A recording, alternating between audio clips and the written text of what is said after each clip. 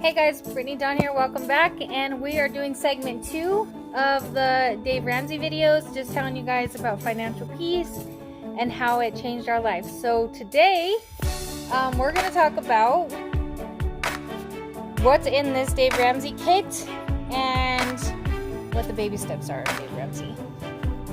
So, Paul's going to join me again for segment 2.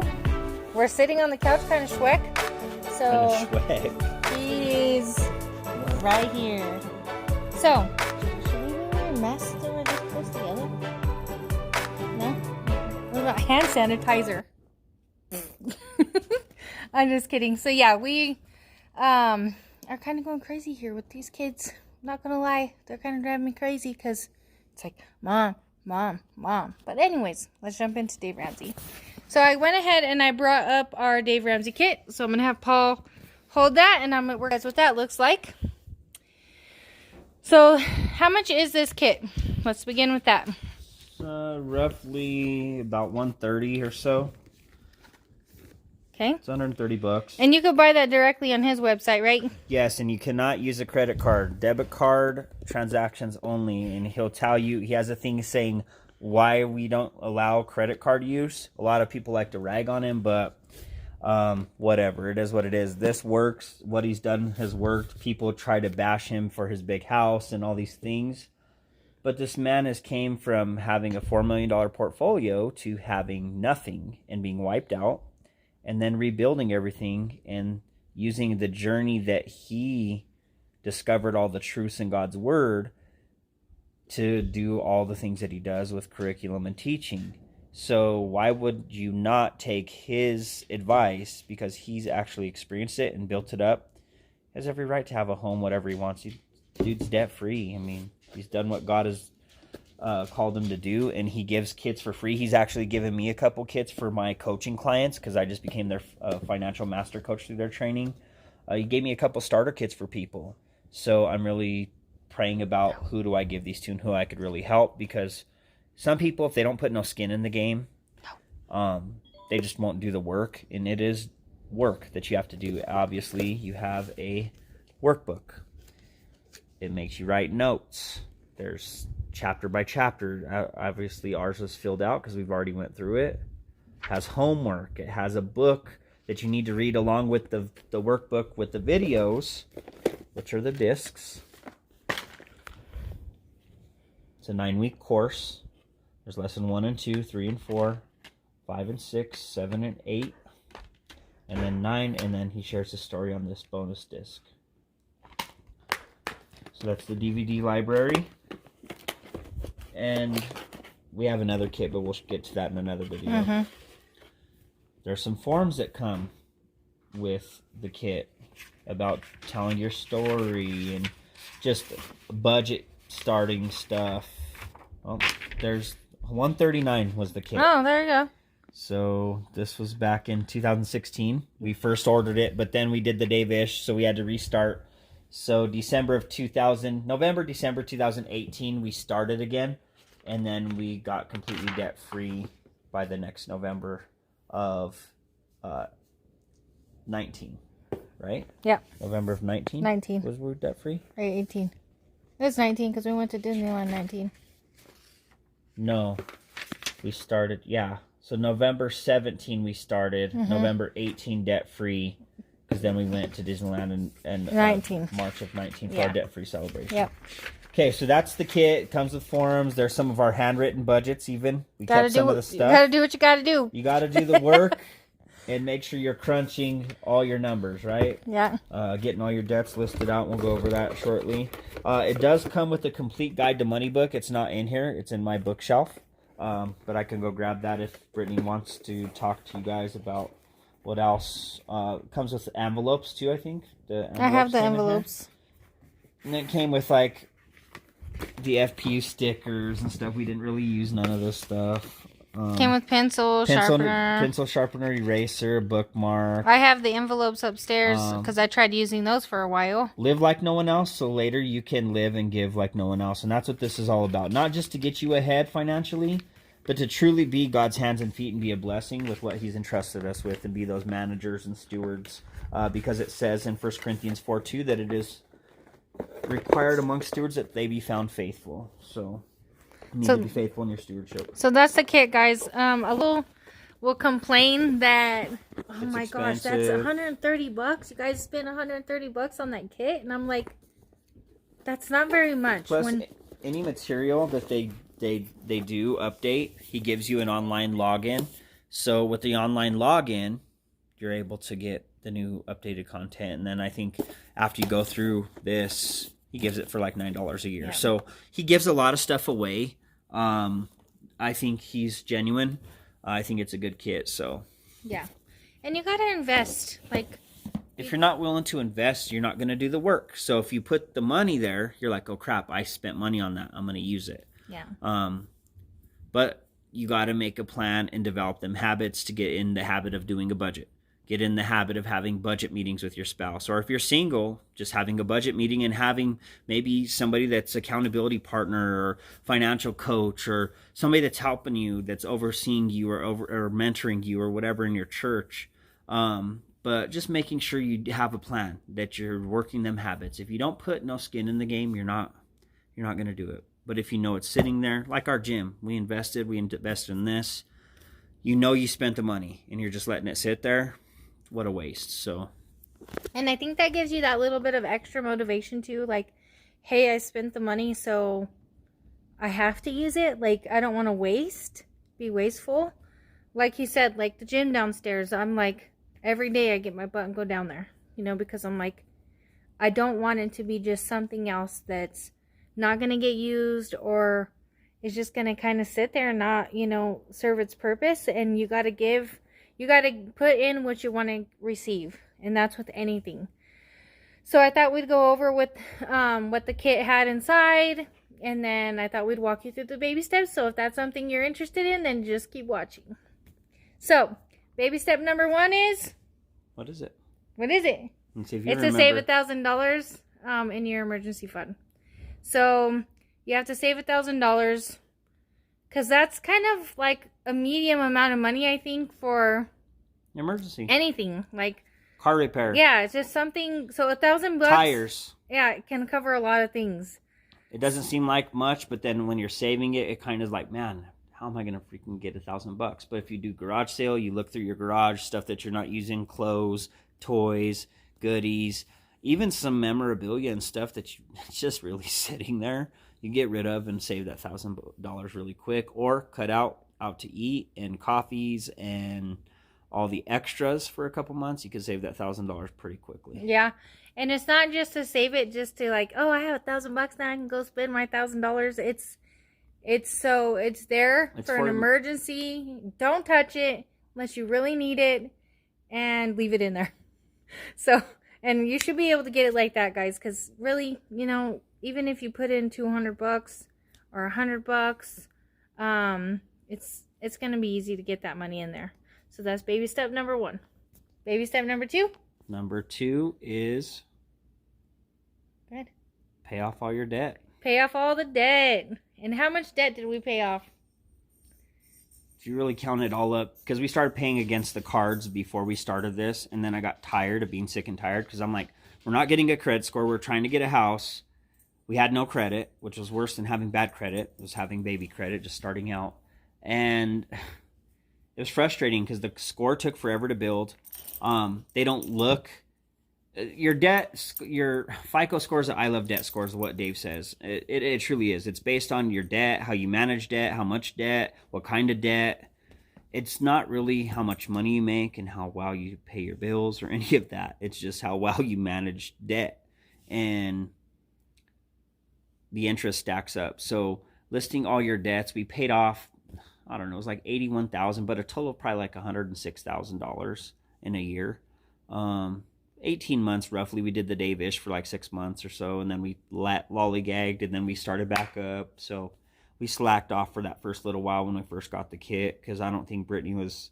sometimes she don't take me serious. Sometimes she's like, are you really serious? Because when I started tithing, she kind of freaked out. And when we started doing this, at first she was like, man, Now we're going to be controlled. You're already controlling the money as it is. No. This is to hold us accountable for our goals and our plans and our dreams and our wishes and everything that we want to do that God's put on our heart, and to be able to be a blessing to people and to really be a blessing to our family and change our family tree forever. Teach our kids this, teach other people this, be a witness, an example for what God has done and how God has blessed us. And not just to hoard it for ourselves, right? To share and to grow and to be challenged and learn. So we paid off $81,000 once we really got serious. And that's listing your debts smallest to largest, and then paying paying all the minimum payment on all of them. And then any extra money you have to pick up that snow and throw them snowballs and throw it towards that smallest one. You knock off that one. All that money that you were using to pay that one goes to the next one, to the next one. And each time you keep picking up more money, more snow. And then you knock it out. And then you start to get Zal intense is what he calls it. And you get excited and you're like, oh man, we paid this one off. And you chop up your cards when you start, so that way you're not tempted to use them anymore. You don't cancel them or close them, but you chop them up so you can't use them.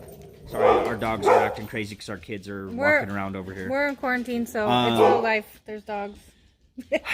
Yeah, and our dogs bark when the next door neighbors are out or whatever. So back to that debt snowball. You pick it up, keep picking it up as you pay each one off, and you see them victories. You get excited. You start to get gazelle tense and get excited, and you're like, oh wow, and you chop up them cards when you first start, so then you're not tempted to use them. So once you get that all done, oh man, and then you're listing it, and it feels like it's taking forever, but then you start to see them small victories, and you're like, man, I'm making little steps, little increments toward the goal. And then I came home one day and told Brittany, hey, guess what? I got a birthday present for you.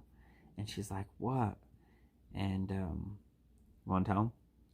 He paid off my car. It was like $15,000, and I just wrote the check. I said, and paid it off. And then I took her to San Diego. And so not only did I get a paid off car for my birthday, we went on a trip, just me and him, to San Diego. And we had so much fun. Like, it was a blast. And money it wasn't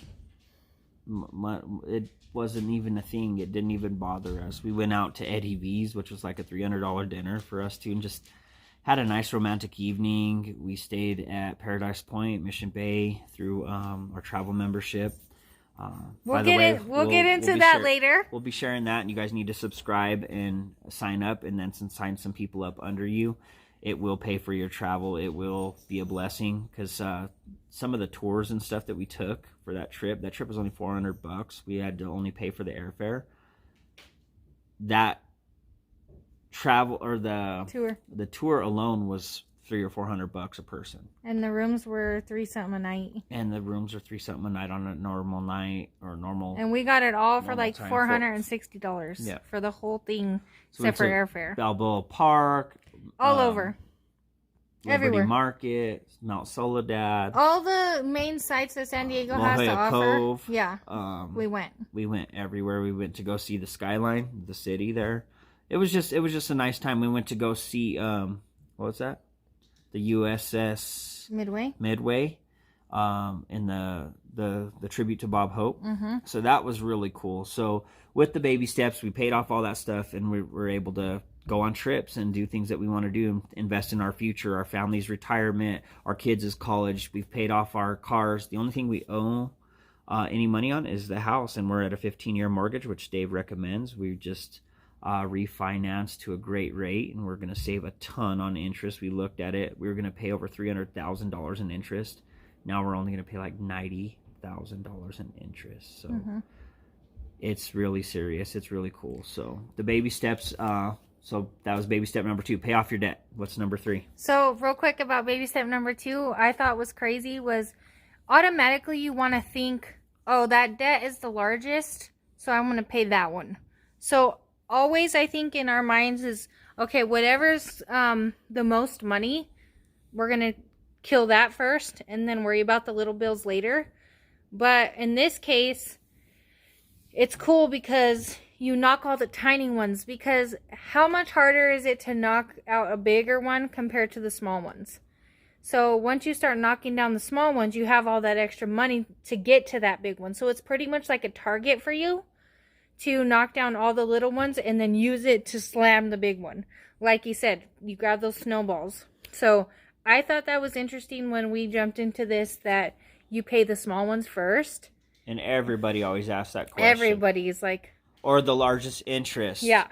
The thing is we shouldn't have gotten to the jam in the first place. So there's going to be a little bit of interest. As long as you're making the minimum payment and you're not letting things go negligent or delinquent, you're perfect. And then that was our case. We weren't delinquent, but we weren't getting anywhere with our credit score or getting a house. And that was the main thing for getting credit cards and cars and all this, is to build our credit. And it didn't happen. So you always want to think, take his advice, try it.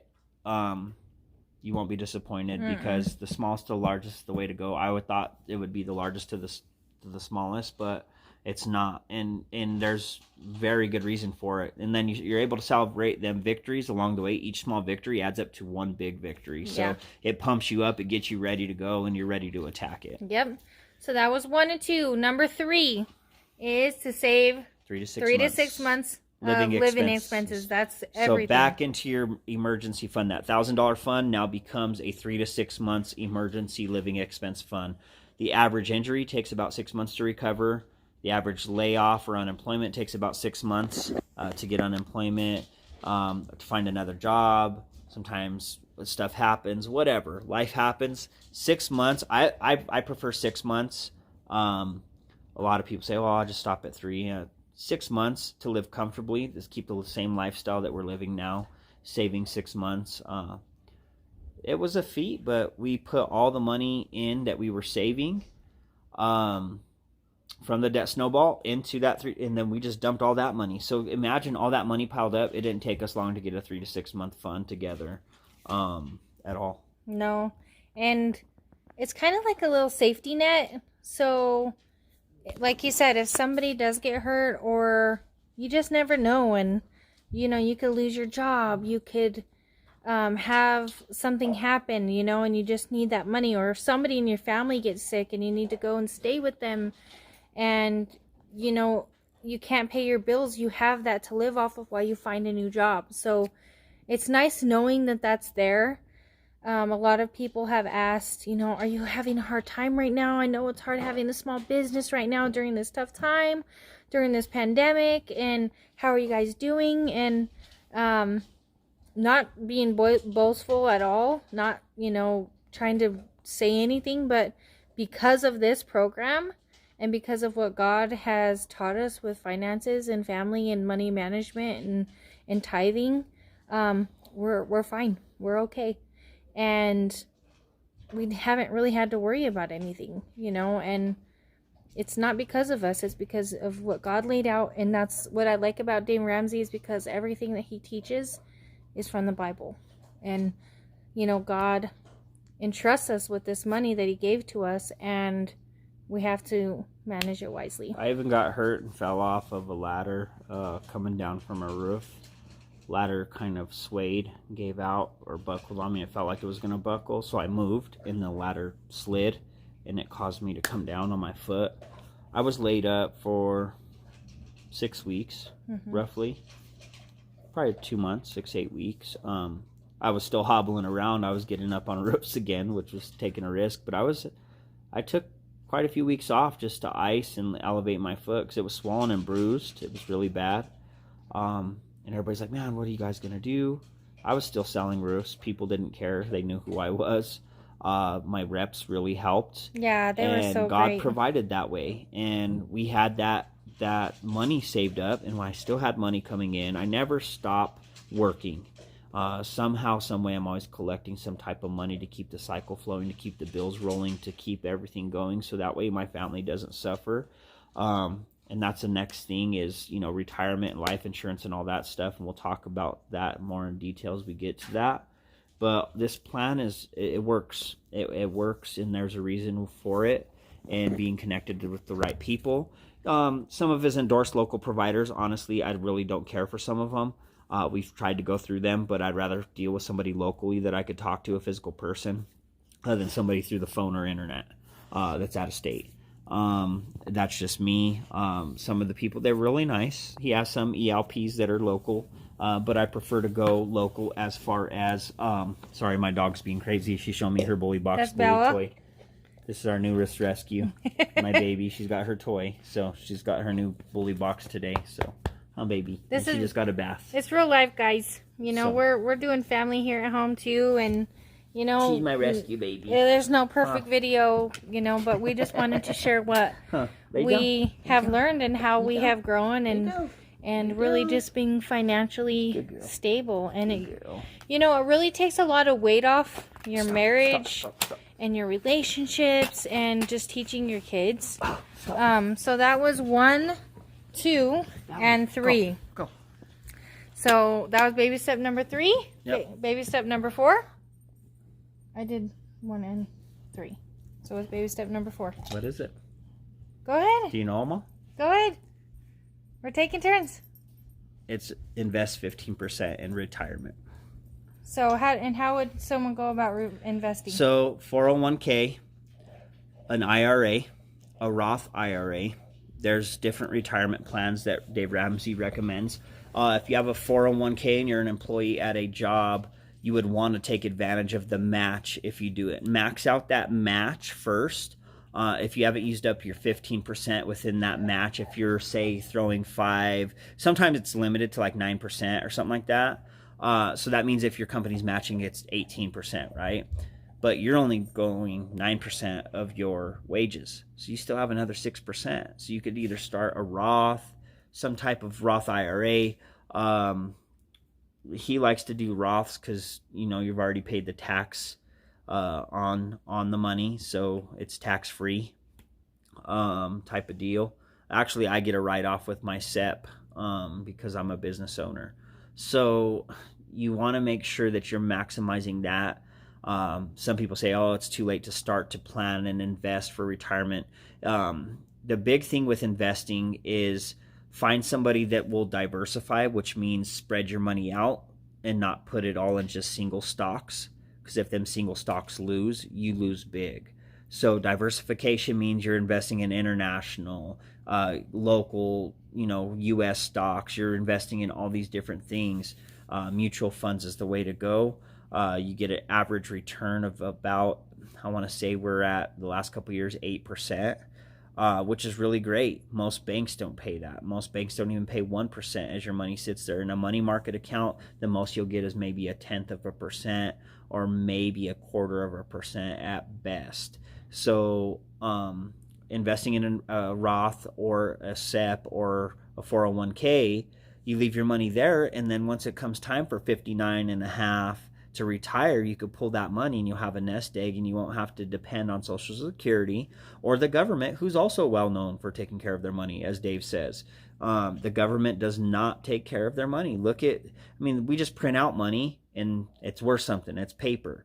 They're saying that Social Security is going to be depleted soon. And that's one thing I hate. I've seen my grandmother, my mom, my dad. I've seen people, family, friends struggle with how much they get from Social Security, and it's not enough to live off of, guys, especially if you're renting still and you didn't pay for a house and you didn't pay everything cash, and that you didn't minimize your bills while you were in your prime working.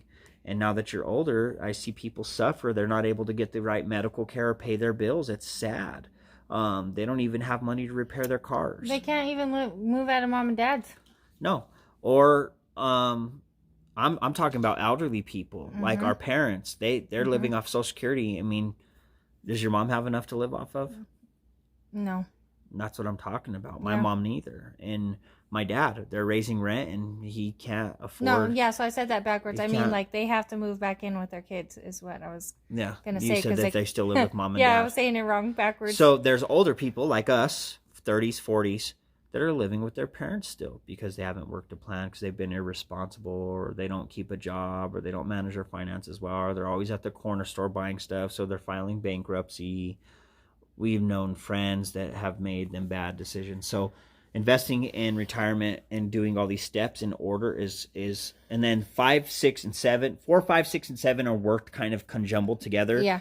4 is retirement, investing in a Roth IRA, SEP, IRA, a 401k, whatever, 401b, whatever it is. Next is kids' college. Yep. So investing in a 529 or some type of Roth for them where it allows them to take out the money only for certain things like buying a car, buying a house, or college education. There are some Roth options, I think, for that. But the 529 is a good option. Your local financial provider or bank should be able to have options and be able to explain things to you.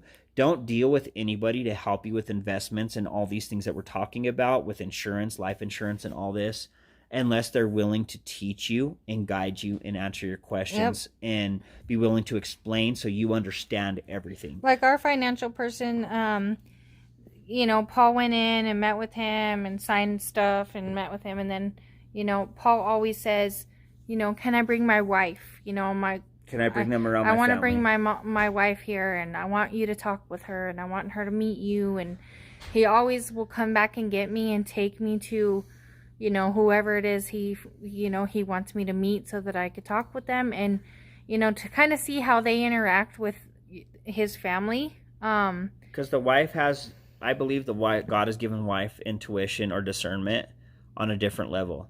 Sometimes I don't pick it up and she does. So she watches my blind spots. I watch hers.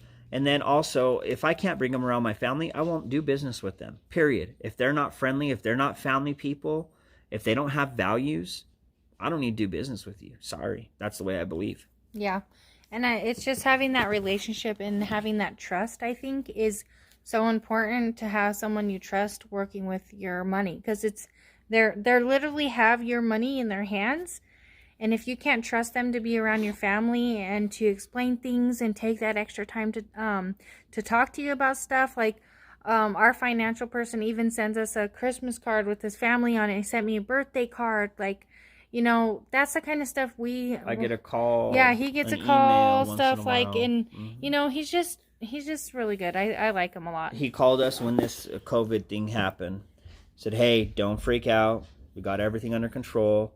That's why we've hired the managers to oversee the investments and what's doing good and what's not, so that way we can figure things out. So anyways, deal with somebody that's good financially to help you with your IRA, your SEP, and then your kids' college. And then number 6 is pay off the house. Pay off the house so you can live and give like no one else, and that's number 7. So there's 7 baby steps. Number 6 is pay off the mortgage. Then you live like no one else. You've made the sacrifices. You've made the cuts. You've got ahead. You've made a budget. You've got debt free. You invest in your retirement. You've invested in your kids. You're building up an inheritance for your children's children. So that meaning your grandchildren, you could pass on the inheritance to them. So that way they all have a head start in life. Because we didn't get that. I didn't get college. I didn't get the push. I didn't get taught finances and basic accounting. I didn't get none of this stuff. So handling my money well and getting taught God's ways of handling money. So number 6 is paying off the house. And then number 7 is give generously.